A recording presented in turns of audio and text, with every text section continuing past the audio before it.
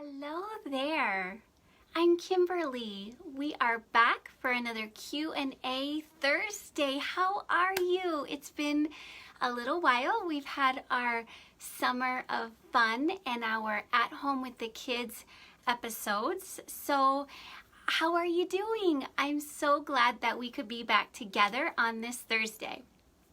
How has your summer been going? I would love for you to share in the comments below as we wait for some friends to hop on.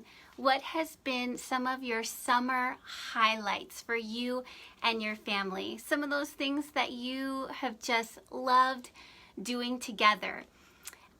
For us, we have enjoyed our beach days. Oh, there is just something about seeing the blue sky and the water on the horizon. I just love that. We've had some great afternoons enjoying the back patio, having a coffee with Andrew while the kids play on the swings.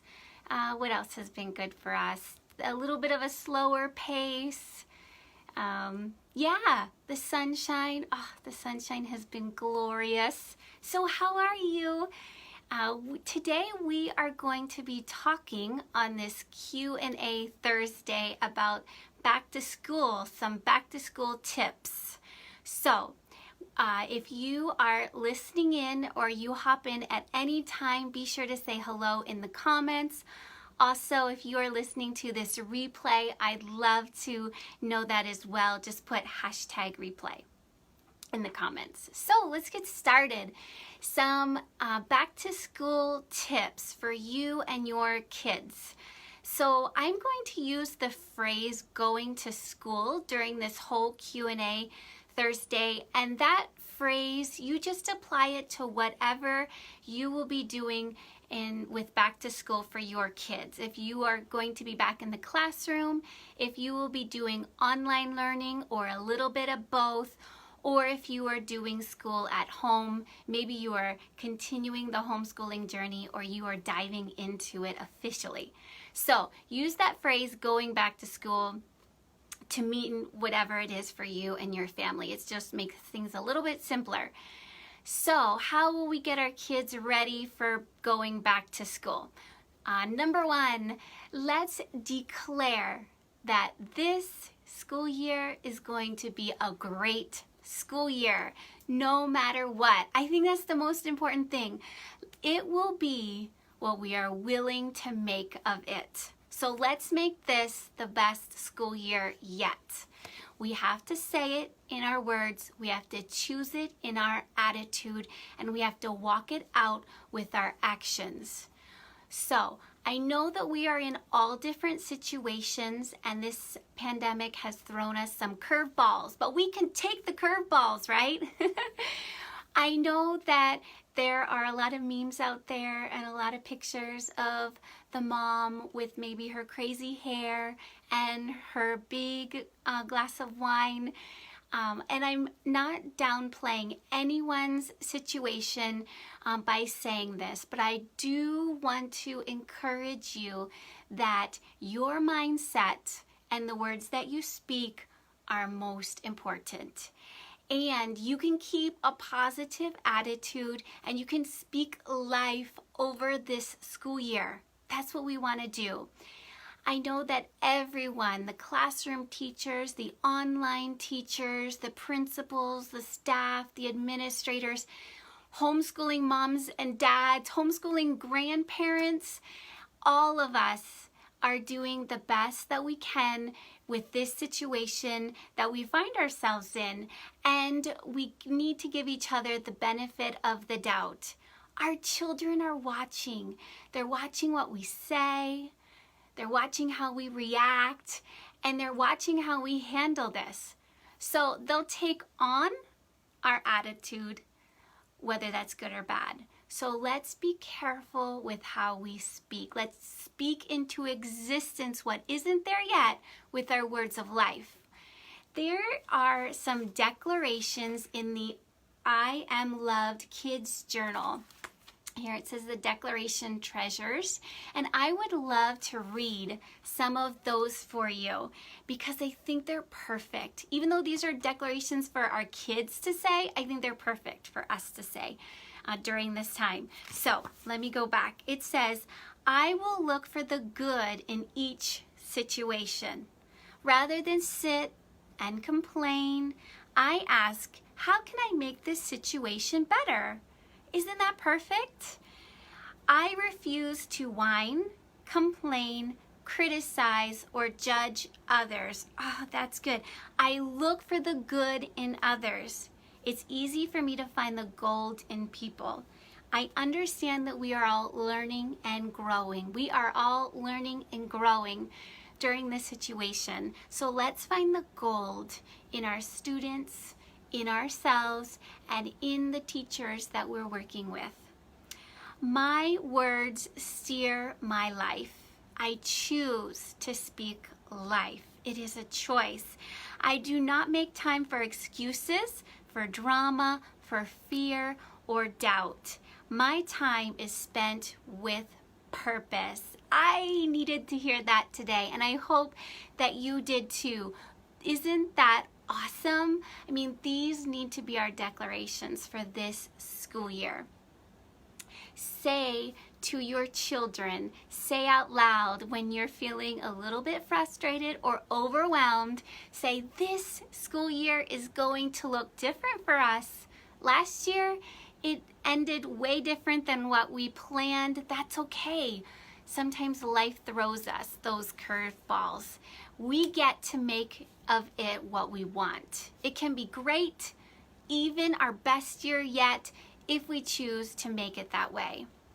I encourage you to take a moment at some time in these next few days leading up to school, or if you are already in school, just commend your children, just really encourage them and tell them that you have been patient, you have been resilient, you have been flexible this past school year.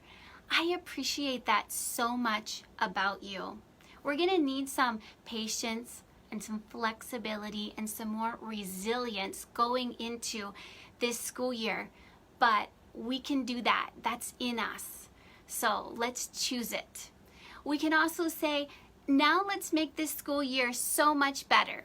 We choose to make that happen with our good attitudes, even if we face a challenge.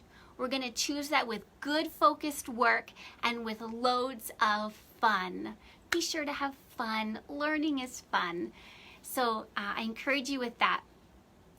If you are going back to the classroom, remember our words are important. So here's some more things that you can say to your children as they head back to the classroom setting. Say, let's help the day go smoothly for your teacher by following her directions right away. Let's help your friends by staying focused on your work and not distracting them. Let's win in math and in reading by listening to the teacher's lesson, giving it a try, asking questions, keeping an I can do this attitude. It's easy, I've got this attitude, even if it is challenging. If you're doing online learning, say something like this: I'll be sure to mute myself. This is helping your child say this, unless I have a question, so that the rest of my class can focus on what the teacher is saying. Let's bring and let's do this attitude to your schoolwork that's assigned to me. Let's fully engage in the learning, even though I'm not sitting in the classroom. If you're doing school at home, let's say something like this: let's get our schoolwork done first thing in the morning so that the rest of our day is free to play, to do crafts, and to read. Let's get grade 6 patterning stuff done. Hey, Mom says that this is the foundation to algebra. She says that I'm going to like algebra. I think I will too. Doesn't that change everything if we can have that kind of mindset with our school and help our children choose that mindset?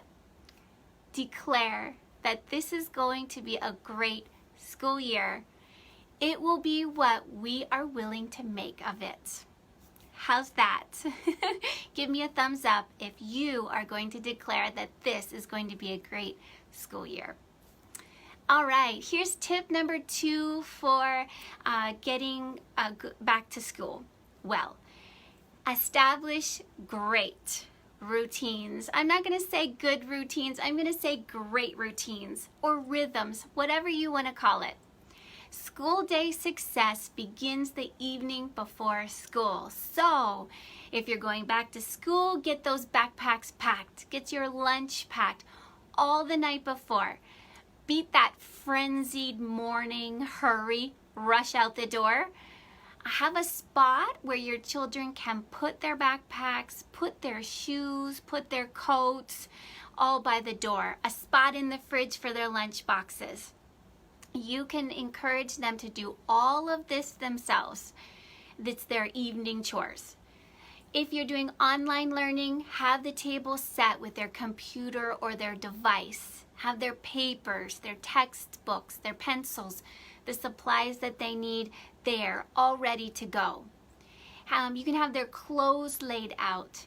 Even if you're doing online learning or homeschool, you can get their children into that routine so that they just do it every day. It's automatic. And I know that takes work. I know that takes effort. I know that takes intention, but it will pay off.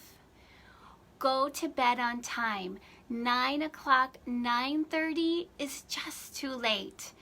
They'll be too tired in the morning to wake up when the alarm rings. So get them in bed early. Have a really good morning routine. You can teach the older children to wake up to an alarm. You can, talk through the night before, what are we going to have for breakfast, that sort of thing. I encourage you to start your evening and your morning school routine. Practice those a week or 2 even before school starts.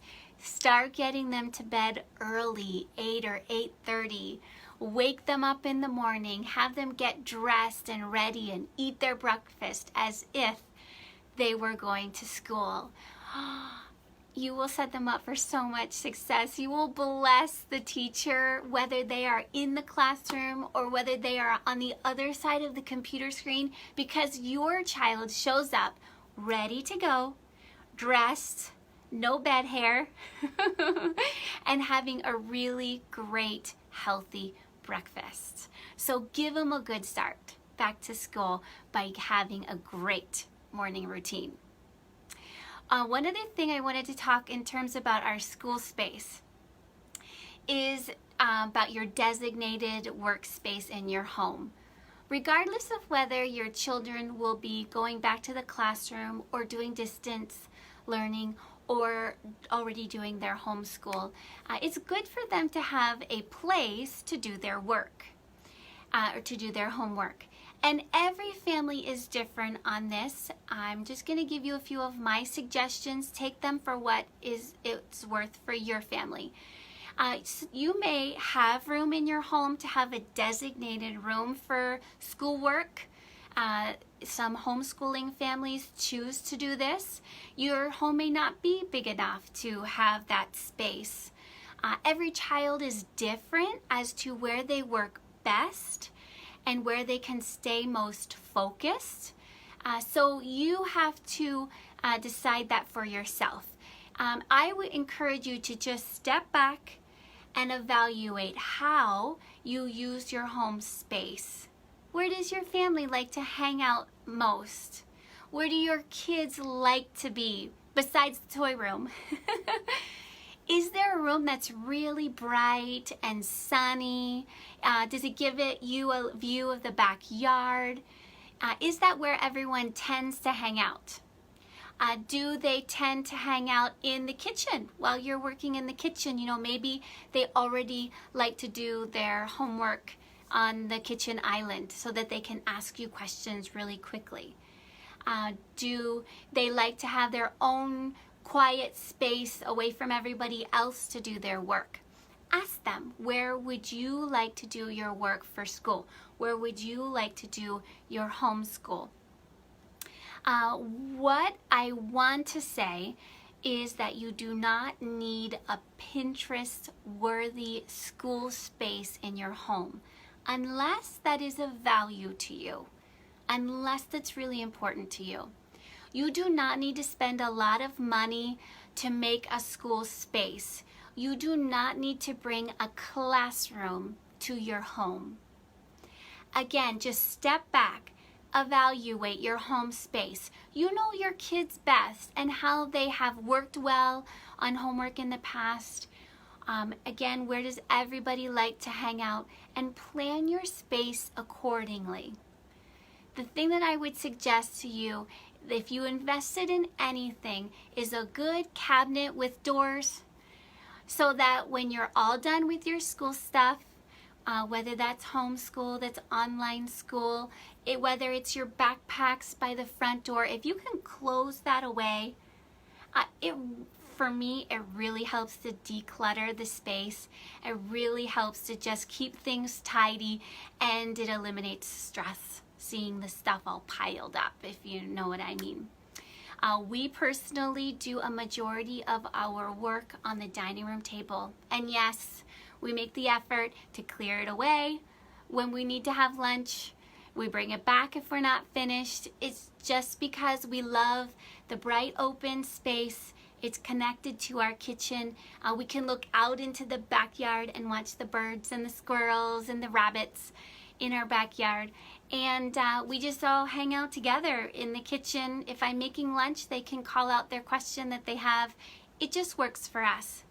I do have a dedicated room in our house that we call our school room. It's also my tutoring room.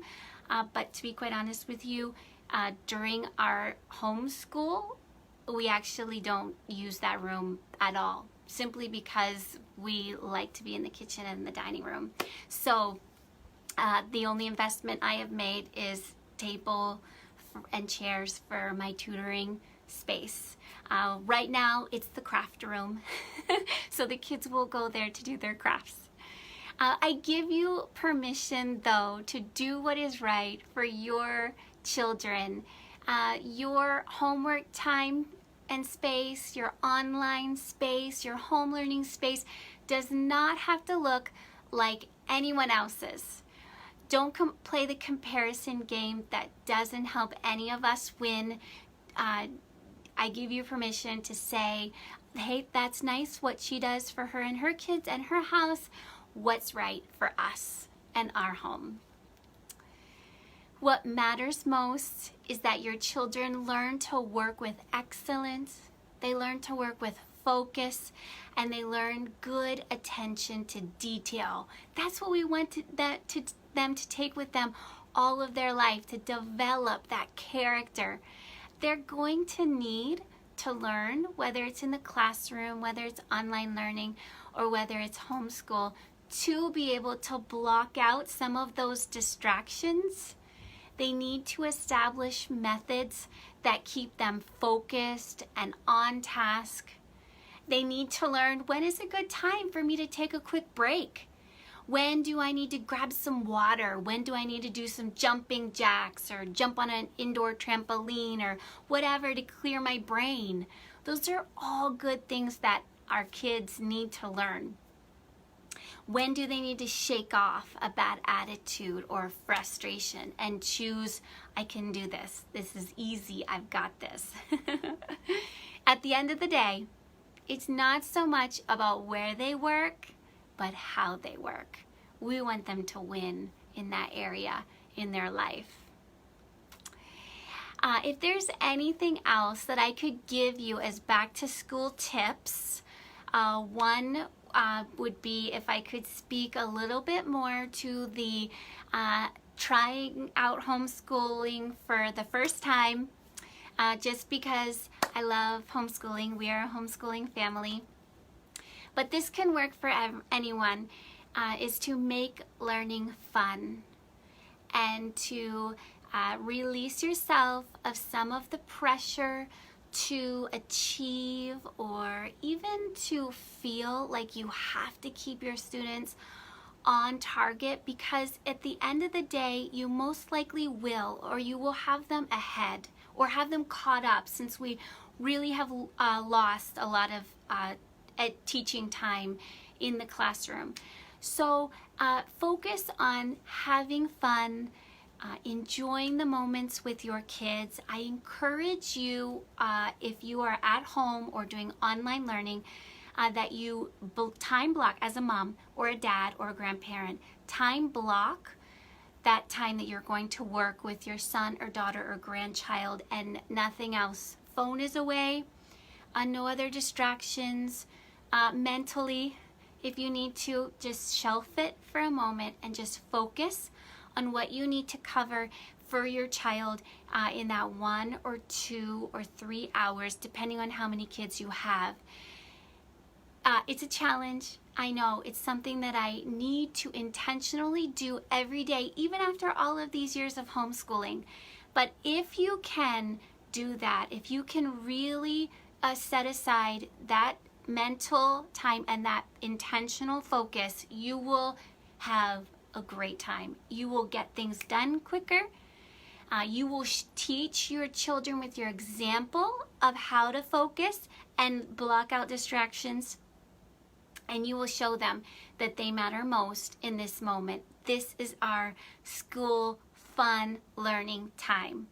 If you need to do work from home, I hope that your schedule allows for you to then, spend the afternoon or whatever you need time to work on your work.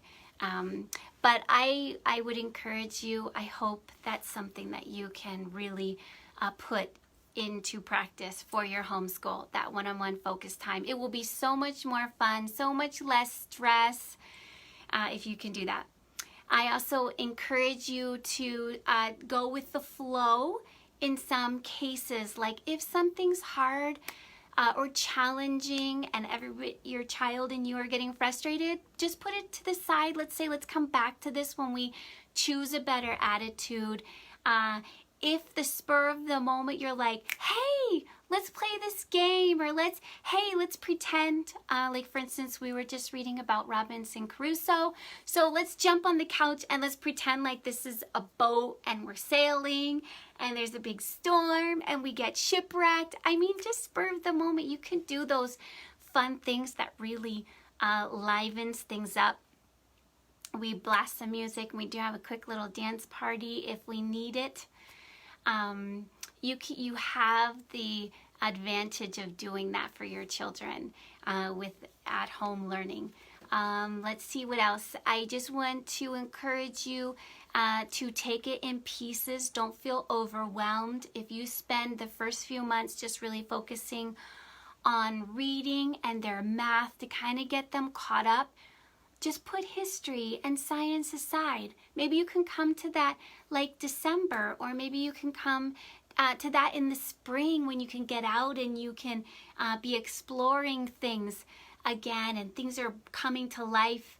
You will be able to cover all the things. You don't have to, pattern your day exactly like a school day. Live it, enjoy it, create, have fun with your kids, be in the moment.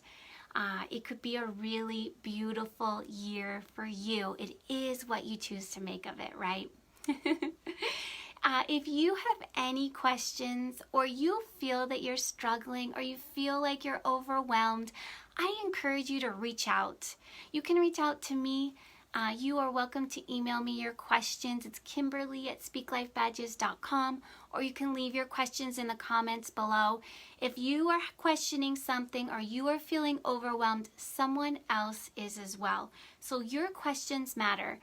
Also, reach out to family or to friends or someone else that you know who has done online learning for a while, or it has done homeschooling, or is sending their children back to the classroom. We need to be here for each other, not judging, no criticism, just pure love and help and support. So let's be that for each other. Also, I want to encourage you to check out next Tuesday's At Home with the Kids Summer Edition. It's our last episode. Karis and I are sharing some back to school tips for your kids.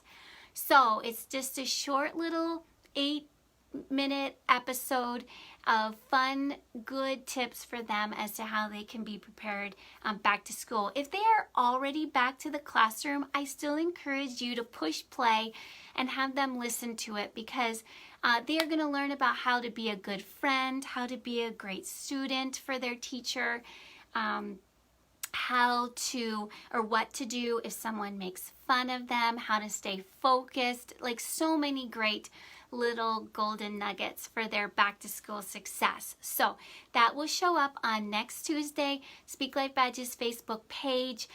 Go there now, make sure you're receiving our notifications of when videos show up.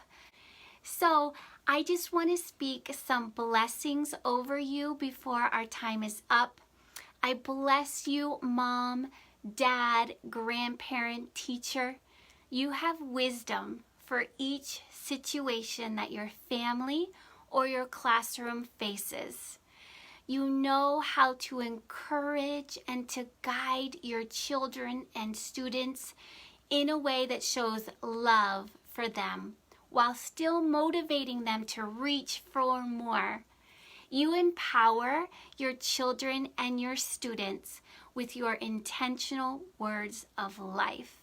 Your children, your students feel accepted, safe, and loved in your home and in your classroom. Have an amazing school year.